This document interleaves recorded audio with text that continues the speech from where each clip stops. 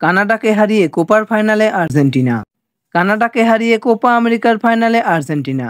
যুক্তরাষ্ট্রের মেটলাইফ স্টেডিয়ামে 2-0 গোলে জিতে ফাইনালের টিকিট কেটেছে স্ক্যালোনের শিষ্যরা। আর্জেন্টিনার হয়ে গোল দুটি করেন আলভারেজ ও মেসি। ম্যাচের 3 মিনিটের মাথায় প্রথম সুযোগ পায় কানাডা। শেফেলবার্গের বাঁ পায়ের শট গোলবারের উপর দিয়ে চলে যায়। 8 মিনিটের মাথায় সেই শেফেলবার্গই আবারও একই পজিশনে বল পেয়ে সেটিও বাইরে মারেন।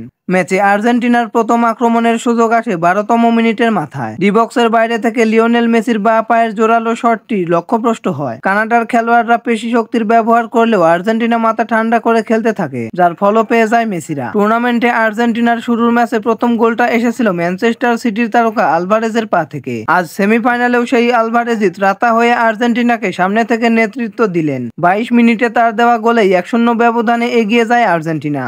রদ্রিগো ডি পলের ডিফেন্স চেরা পাস থেকে বল পেয়ে গোলরক্ষকের দুই পায়ের ফাঁক দিয়ে লক্ষ্যভেদ করেন আলভারেজ। প্রথমার্ধের অন্তিম মুহূর্তে ডি বক্সের ভেতর সুযোগ পায় কানাডা। জটলা থেকে নেওয়া আফসানা ডেভিসের শট রুখে দেন মার্টিনেজ। প্রথমার্ধে আর কোনো গোল না হলে 1-0 ব্যবধানে এগিয়ে থেকেই বিরতিতে যায় আর্জেন্টিনা। দ্বিতীয়ার্ধেও দাপটের সঙ্গে শুরু করে আর্জেন্টিনা, যে কারণে গোলও করতে বেশি দেরি হয়নি তাদের। 51 মিনিটে ব্যবধান দ্বিগুণ করেন আর্জেন্টিনা। এনজো ফার্নান্দেজের জোরালো শটে মেসির বাঁ পায়ে লেগে কানাডার জালে গিয়ে জমা হয়। এতে ব্যবধান দাঁড়ায় 2-0 গোলে। এই অর্ধে ম্যাচে ফেরার জন্য দারুণ চেষ্টা চালিয়েছে কানাডা। প্রথমার্ধে রক্ষণাত্মক খেলার চেষ্টা করলেও এবার উপরে এসেছিল তারা।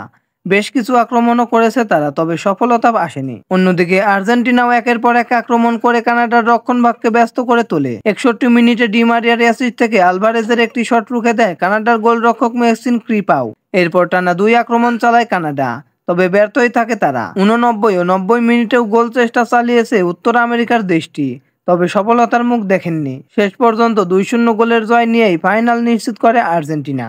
তো দর্শক বন্ধুরা, খেলাধুলার সকল আপডেট সবার আগে পেতে চ্যানেলটি সাবস্ক্রাইব করে পাশে থাকুন। ধন্যবাদ।